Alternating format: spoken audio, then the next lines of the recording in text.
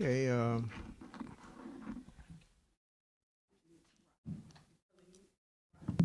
right.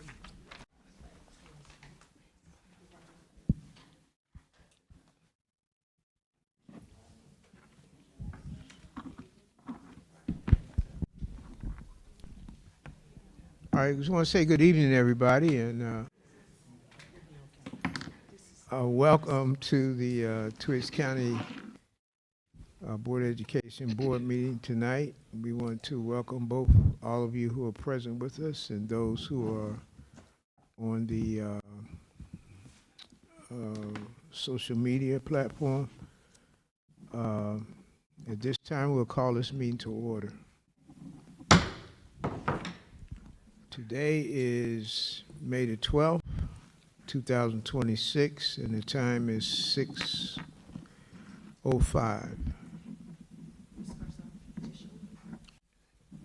Okay.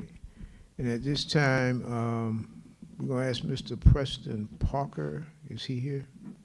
Okay, if he would come, he's going to lead us in the Pledge of Allegiance. I'm going to ask everybody to stand.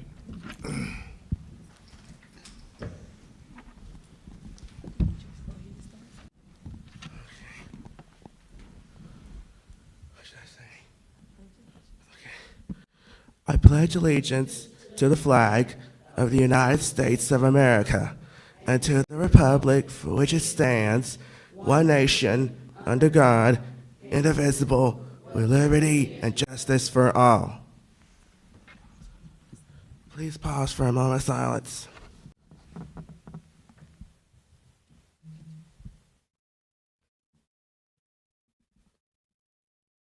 Thank you.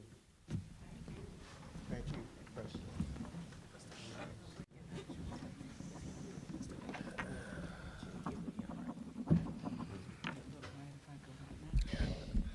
Good afternoon, everyone. Let's give Mr. Preston Parker a round of applause.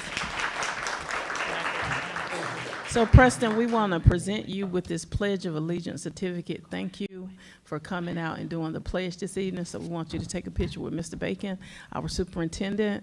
And so if you will, get right there in the middle and you got it. Mr. Bacon, you want to move out in the middle.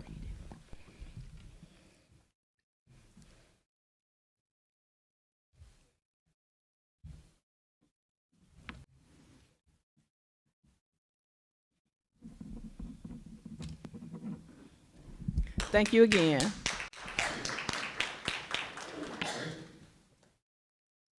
Again, thank you, Preston.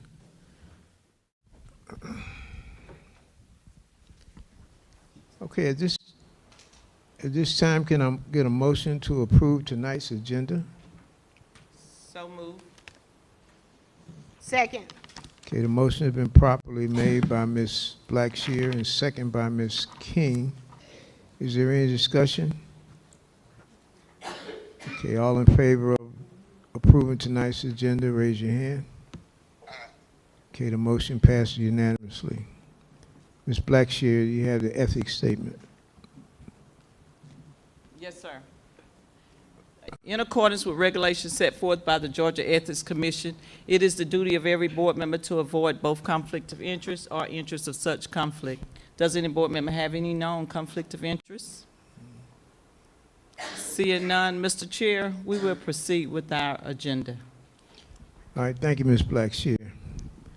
This time, we need to make an amendment to the agenda. We have a public participation. Can I get a motion to make an amendment to the agenda for tonight? So moved. Okay, the motion been properly made by Ms. King and second by Mr. Rouse.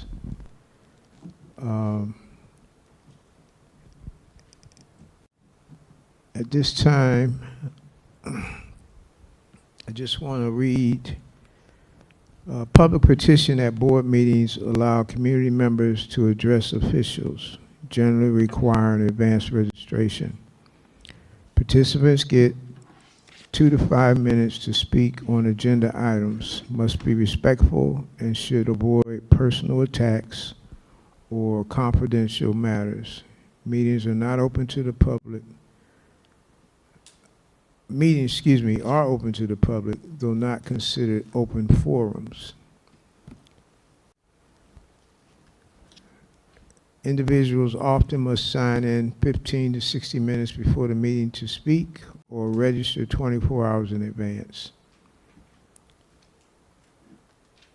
At this time, is Ms. Cassandra Thomas, is she here today? Okay, come on up.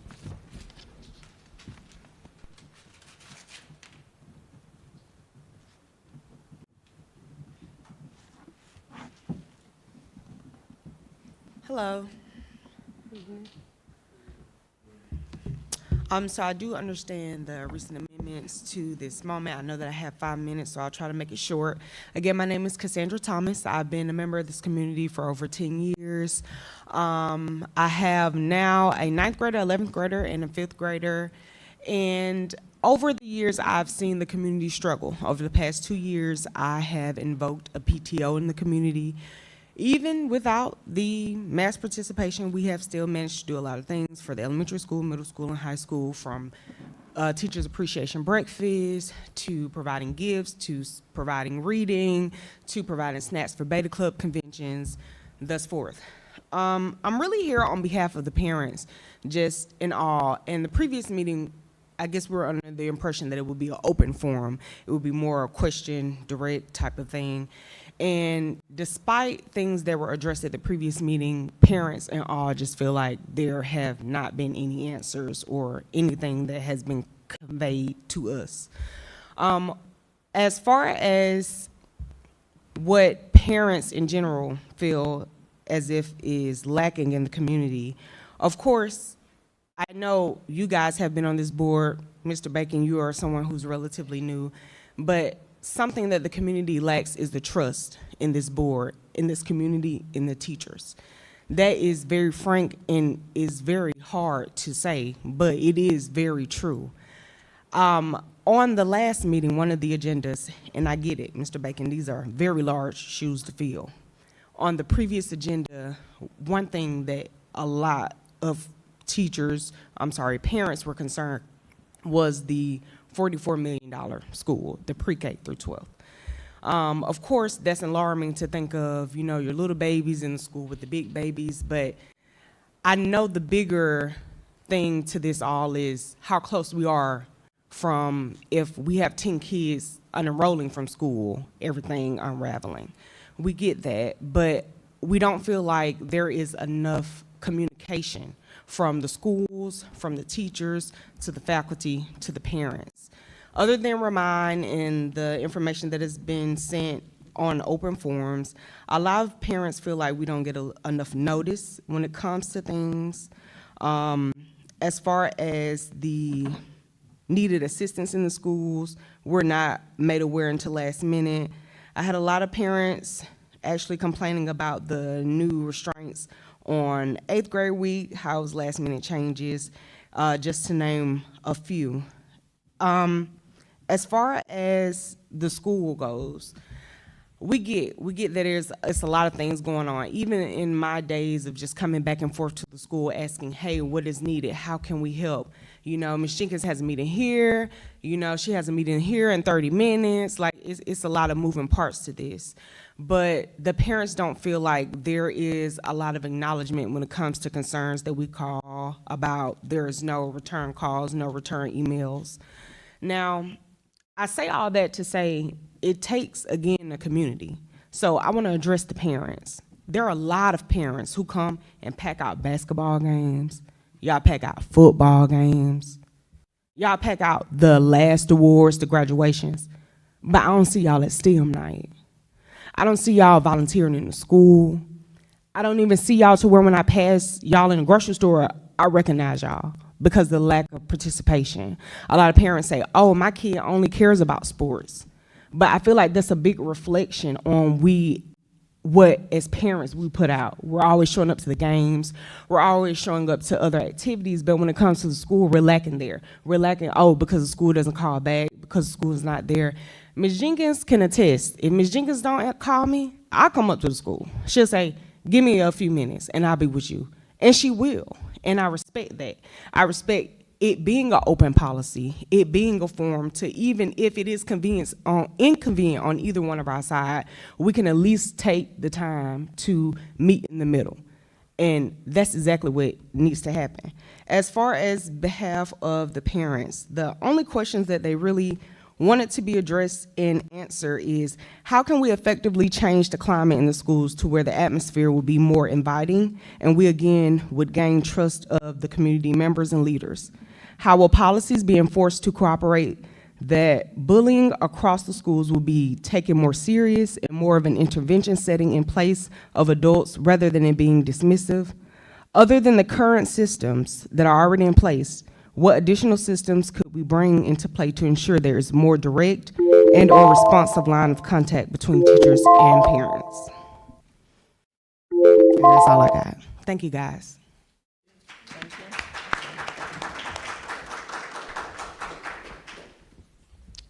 Thank you, Ms. Thomas.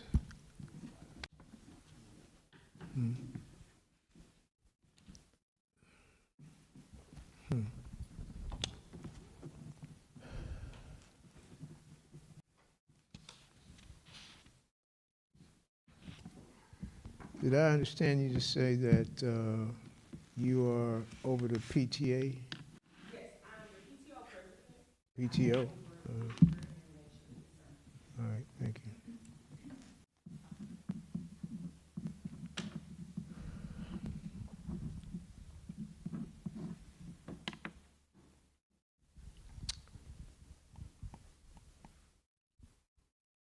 Okay, at this time, do any board members have any comments or remarks?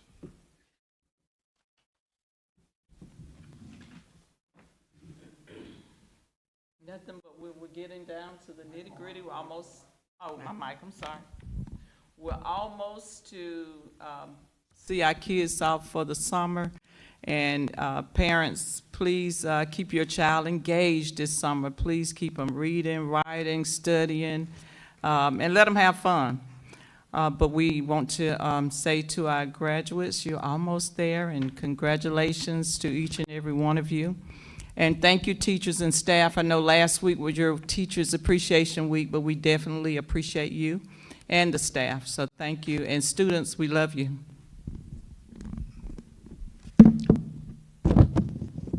Thank you, Ms. Blackshear.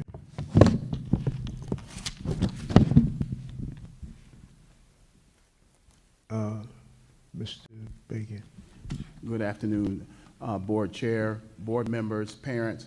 Just a few announcements. First of all, I want to commend the operations team and everybody that's been working so diligently to make sure that all the programs that we've been having here on campus been successful, especially the teachers and the planning, fifth grade bridging. Yesterday, Mr. Davis was very, very well executed, and I appreciated that and being there and the parents and the enthusiasm. And I appreciate Ms. Jenkins, them already knowing that they're going to be striking Cobras coming over in sixth grade.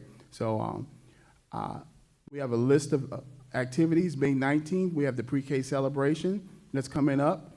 Also, we have the baccalaureate this weekend that will take place on the 17th at Old Marion Church, so please plan to be there. And of course, we have the last day of school, which is a half a day, parents. So we'll have a half a day on the last day of school, and on May 22nd as well, it will be graduation at 7 o'clock. So we'll have some information posted for everybody to be there at 7 o'clock. Want to make sure parents with tickets get in early, and that's 7 o'clock. We get in this every year. I used to have to be the bad guy, but this year I won't be the bad guy. I think Mr. Ingram's going to be the bad guy that's going to enforce 7 o'clock. We start with a small venue. We close the doors at 7 o'clock, but we will have an overflow if possible. We will close the doors at 7 o'clock. High school graduation is a once-in-a-lifetime event for the student and the parents, and it's worth being early for. It's worth being on time, and it's worth honoring it with dignity by being in place so that they can be seen and heard. So once again, graduation is May 22nd at 7 o'clock sharp, and we'll have a half a day for the rest of the students. And tomorrow, we'll have our honors gala here, board members, families, and they've been for our honor students, and we're really proud of them. So thank you. That's all I have, Board Chair. All right, thank you, Mr. Bacon. At this time, can I get a motion to approve the consent agenda with the minutes from the 27th of April, 28th work session, and May 7th, as well as district requests? I move to approve the consent agenda. Can I get a second? Second. Okay, the motion has been properly made by Ms. King and second by Ms. Blackshear to approve the consent agenda. All in favor? Is there any discussion? Okay, all in favor, raise your hand. Okay, the motion passes unanimously. At this time, we move into the business agenda. And is Dr. Houston? Dr. Houston is going to talk with us about the bullying procedure.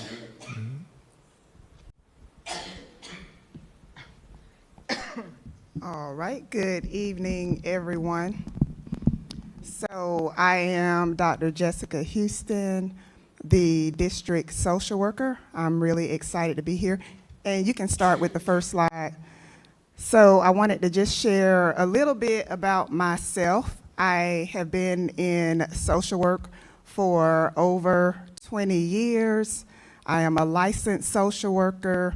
I've worked as a social work professor for higher education, also for over 15 years, over 13 years of consulting experience. I am a published author of 2 books with 1 on the way. So excited to be the first generation college graduate. Just a lot of what I encountered as a child really led me to the field of social work. And that's why I just care so much about the work that I do, the work that we do. And so it is an honor to serve. And I'm glad that I was able to actually hear from a parent. And I want parents to understand, too, that you do have a district social worker that you can reach out to.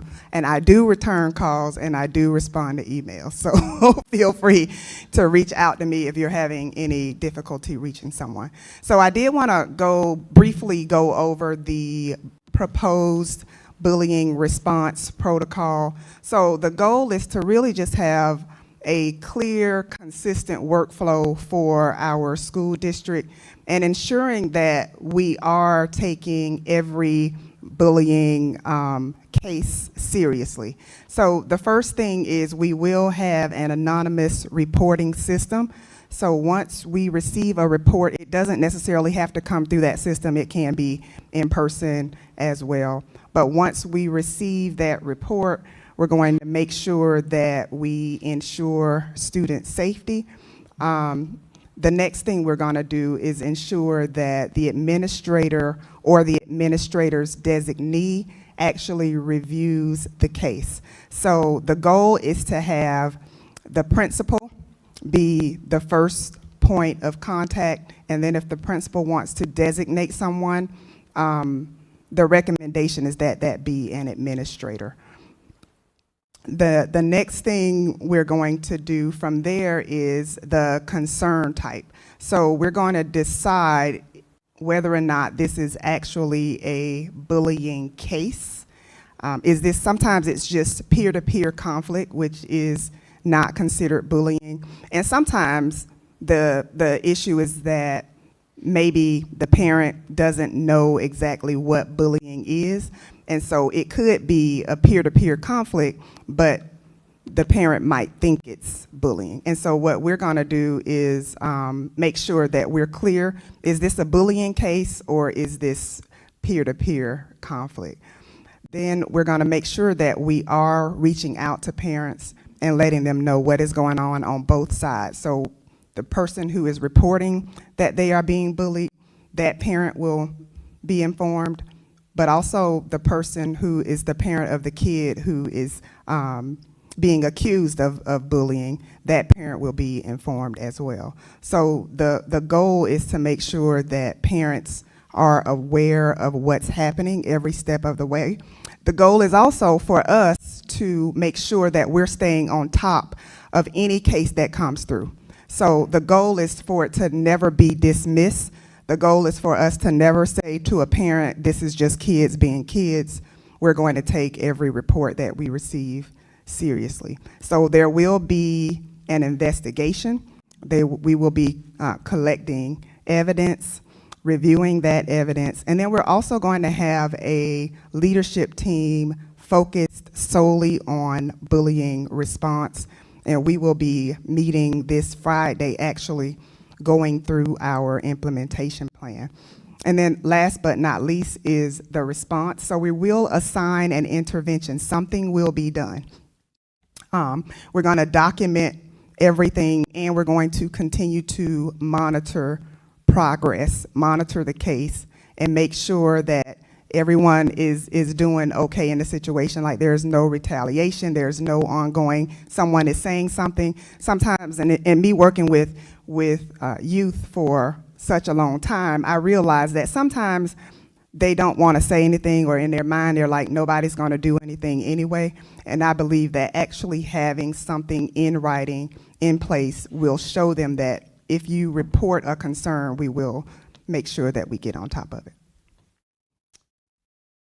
Okay, and then so the only other thing I would like to say is, even in addition to the bullying response protocol, we're working on our attendance protocol, we're working on crisis protocol, we're working on suicidal assessment and intervention. So the plan is for us as a district to have systems, protocols, policies written, and there's no question of what will be done, what steps will be taken, because it will be in writing. That's any questions for me? I like that. You're located where? I live in Lizella, When you but here, I'm here, my office is here. in this? Mm-hmm. Okay. Yep, at the board office. All right. Mm-hmm. Well, thank you. Are there any questions? Thank you, Ms. Houston. All right, Dr. thank you. Houston.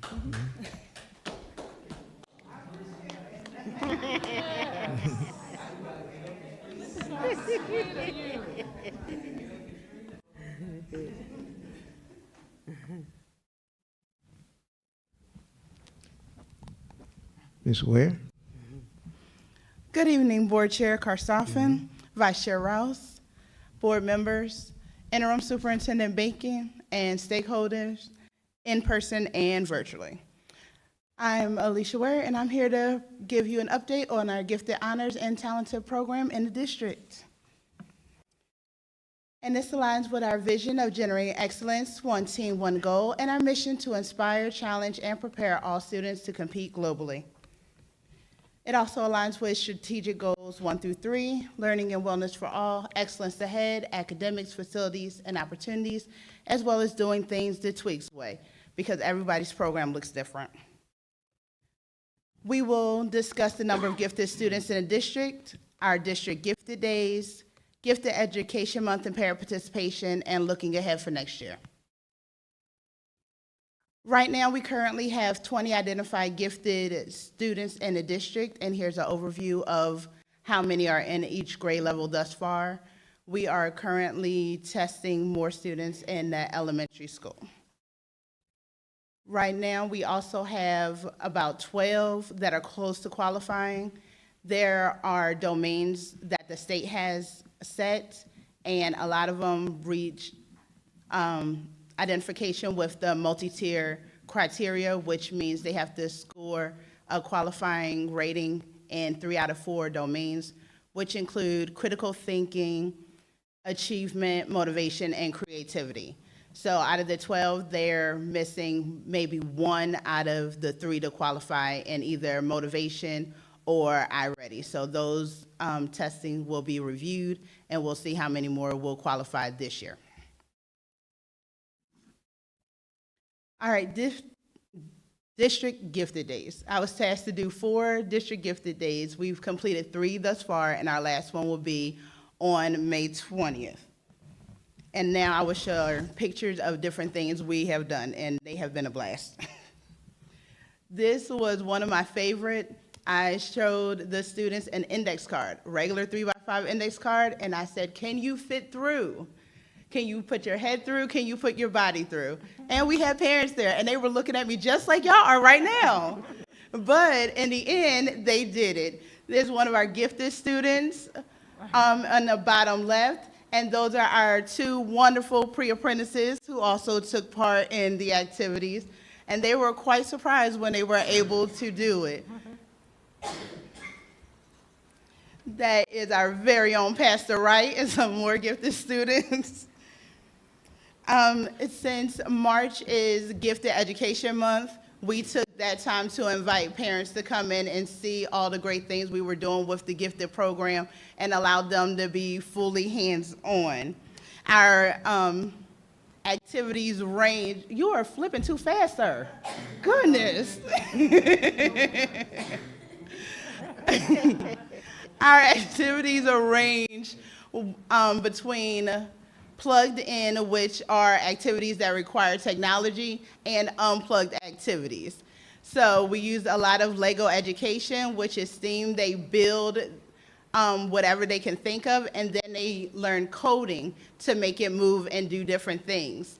They also had to do presentations and a lot of collaboration with other students, and they got to present what they did. One of the things they worked on was they had to create the next big stunt. Like what would wow the world? They had to think of the pros, the cons, and also other things to consider. And then they presented it to the rest of their peers. They also had opportunities to work with other students in different grade levels, because like I said, it's district-wide, and there were opportunities for them to work individually as well. Each student had their own gifted binder that had different activities in it, such as puzzles. We introduced American Sign Language, so there were some activities dealing with that, and a lot of whodunits, critical thinking, and deductive reasoning exercises. This is some examples of the students building and coding with Lego education, and another group of students working through a whodunit puzzle. And it's great because they are so engaged that the productive struggle, they're able to work through it without getting frustrated and wanting to move to the next thing. On the right, you'll see an example of one of our deductive reasoning exercises. They have to use the clues to figure out what student played what sport and what color their jersey was. And here are some more activities. On the far right is one of the ASL, American Sign Language activities. They had to decode it. They had a Shark Tank presentation they had to do, and a sum triangle, which is a number puzzle. They had to use the numbers given to create a sum in all directions. These are pictures from our Gifted Education Month and the wonderful families that joined us. We had parents, siblings, great-grandparents, and more. All of our families were kind enough to adopt a student for a day who did not have a relative present. Even our very own master teacher, Miss Denard, was adopted by a family. We love our families because they set the foundation for what we do in the school system. Moving ahead to next year, I was tasked with creating a program outline from beginning to end, just a big overview. And I asked for a copy to be included in your packet because this is a little small for you to see. And then now these are some fun wish list items. Don't worry, it's information only. This is a 3D printer. And with this, the students will be able to create models of the things that they are designing and sketching out. And on the next slide are some examples of things that could be made, including puzzles, little trinkets that can go into treasure boxes, nameplates, different types of tools. Whatever the students can imagine, we can figure out a way to create it.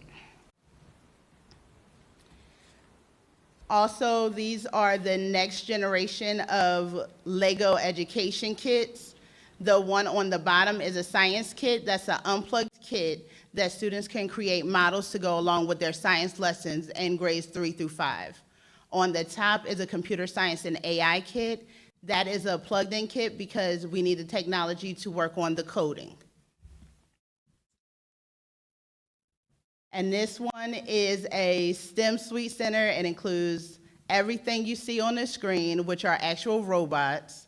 And right now, this particular package is for 3 teachers, and those will be gifted endorsed teachers that will be added to that system. I thank you for the opportunity to share some of the great things we are doing with Gifted, Honors, and Talented in Twiggs County. Any questions? Keep being great. Thank you. Thank you, son.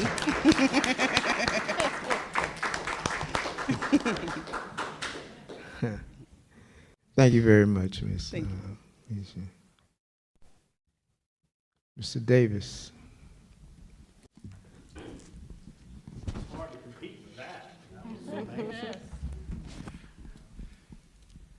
Good evening. This evening, I want to welcome and just say thank you all board members and all the stakeholders that are here in person or online. This evening, I get to share my K-3 data with you. A couple of weeks ago, we were able to share 3rd through 5th grade data. These are our little babies. Our teachers have been working really hard, and these are our foundation pieces, you know, that build those 3rd, 4th, and 5th grade milestone scores. So at JES, we are a system with a vision. Our vision is generating excellence, one team, one goal, and our mission is to inspire, challenge, and prepare all students to compete globally.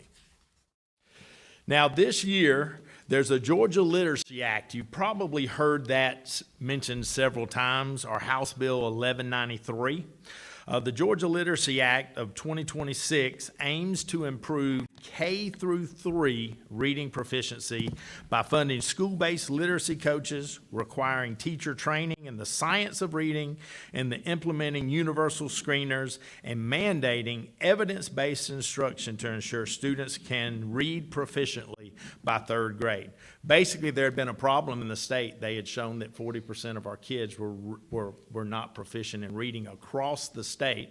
So they have focused on building those K-3 programs. And the purpose was to improve reading proficiency, implement the science of reading, and early intervention to build those foundational skills.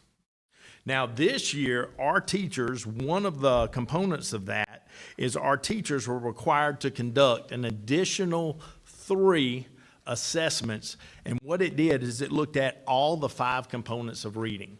For our kindergarten through 3rd grade, we were able to identify the weak areas of our students, and if they scored red or yellow on the iReady test, we sent an individual letter for every one of those students that pinpointed where they were the weakest, and our teachers had a plan of how we were going to remediate that. So this next slide is going to give you a little bit about how the numbers of letters have changed, because you'll see on this next slide, the first letters, the first time we sent that out of 213 kids, 110 of our kids scored red or yellow. So we had to send home 110 letters that were pinpointed.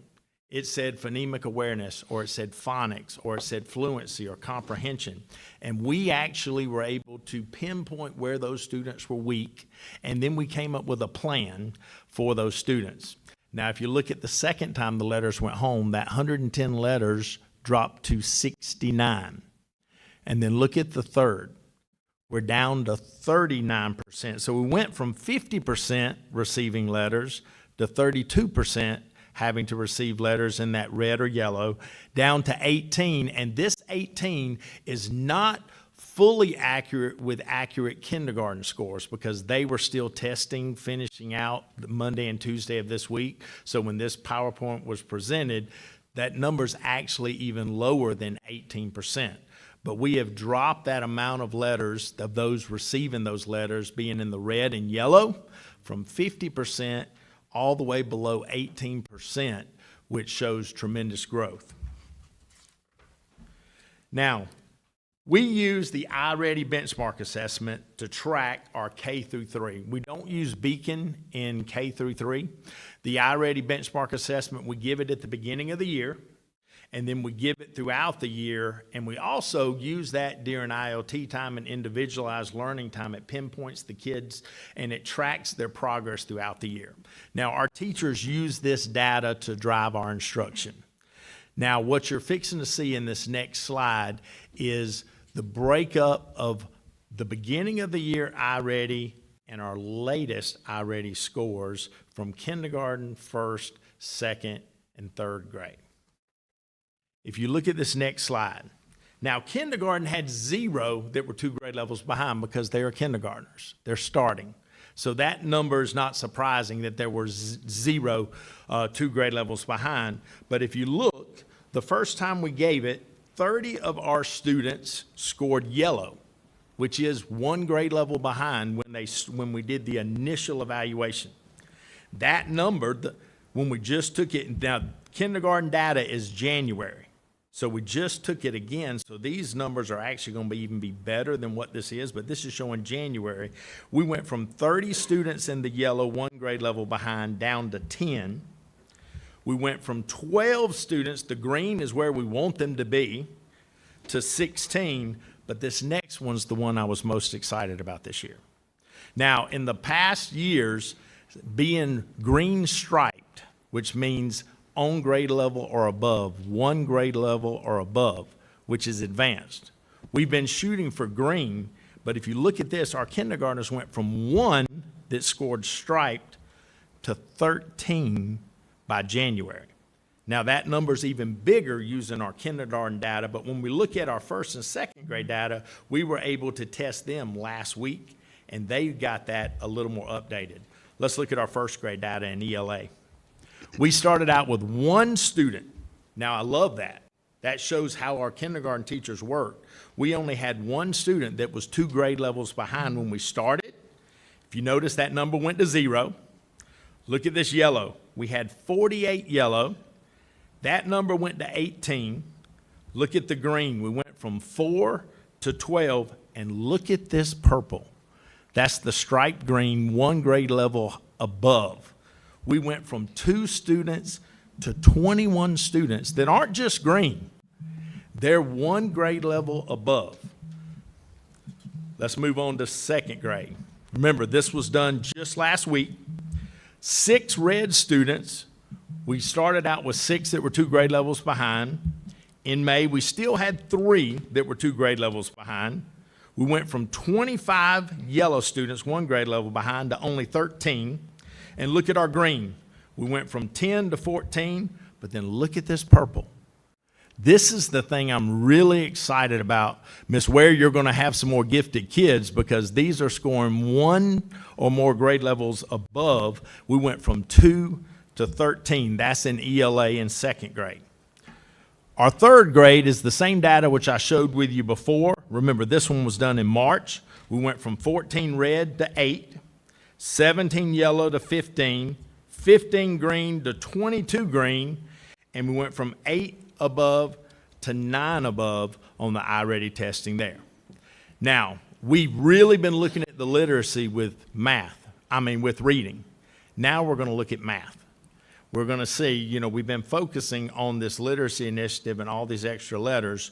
So now let's look at how our students did in math.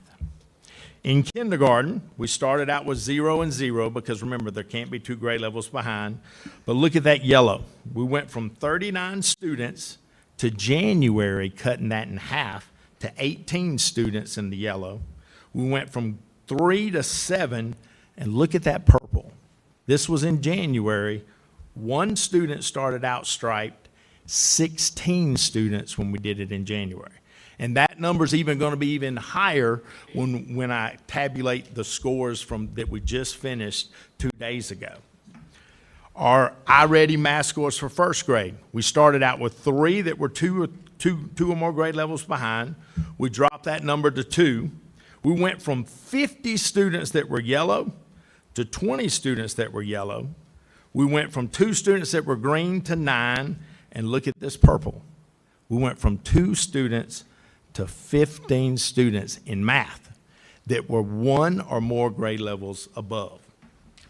Then in second grade, we went from 5 students that were two or more grade levels behind to 2, 32 in yellow to 18, 3 in green jumped to 11, and we had no students that were advanced when we did it. And look at that number. We have 8 students that scored 1 or more grade levels above.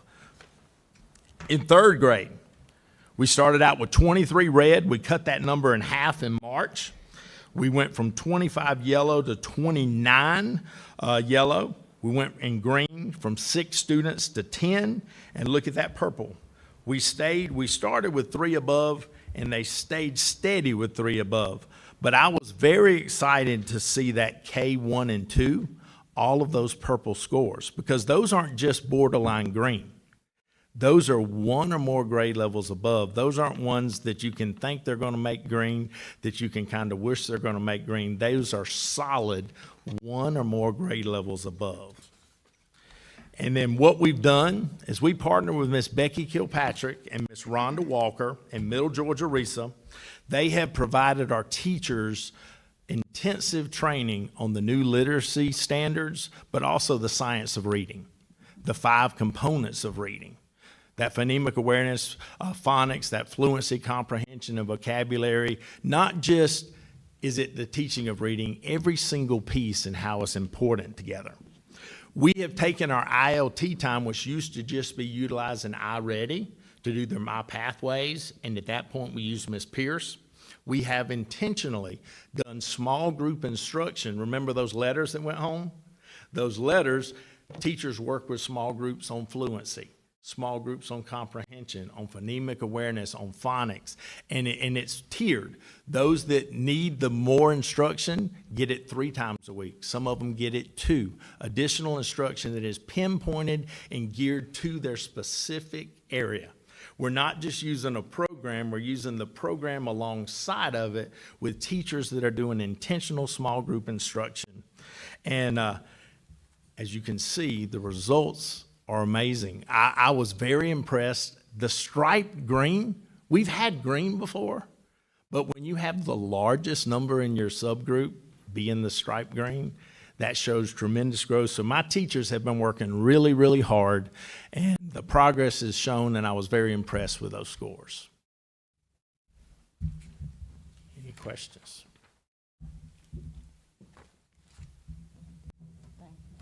Thank you.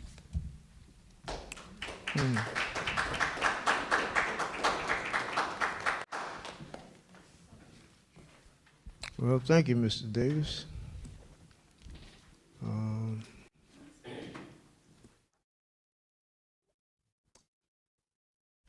Well, that concludes our business agenda. And at this time, we want to thank each one of you for being here. At this time, we're going to move to executive session where we discuss personal matters, or primarily personal matters, or acquisition of property, or potential litigation, or cybersecurity. So can I get a motion for us to move into executive session? So moved. Okay. Second. Okay, the motion has been properly made by Ms. King and second by Mr. Rouse. Is there any discussion? Okay, all in favor, raise your hand. And the motion passes unanimously. Thank you.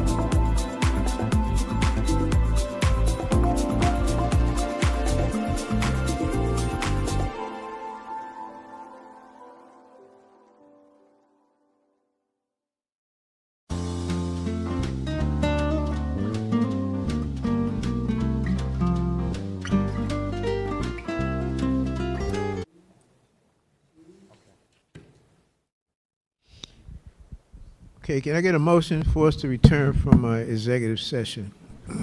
I make that motion. Second. Okay, the motion has been properly made by Mr. Rouse and second by Ms. King. Is there any discussion? All in favor, raise your hand. Okay, the motion passes unanimously.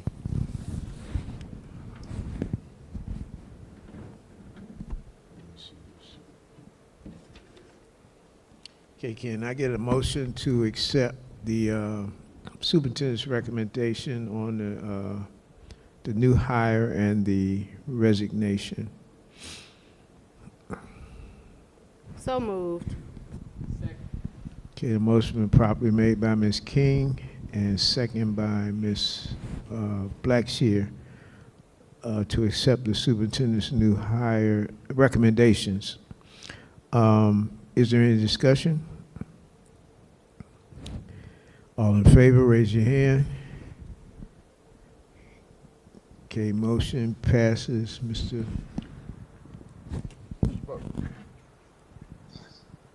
Motion passes unanimously. Okay, now, can I get a motion to adjourn? I make that motion. Second. Okay, the motion been properly made by Mr. Rouse and second by Ms. King that we adjourn. Any discussion? All in favor, raise your hand. This meeting is adjourned. For what? 7.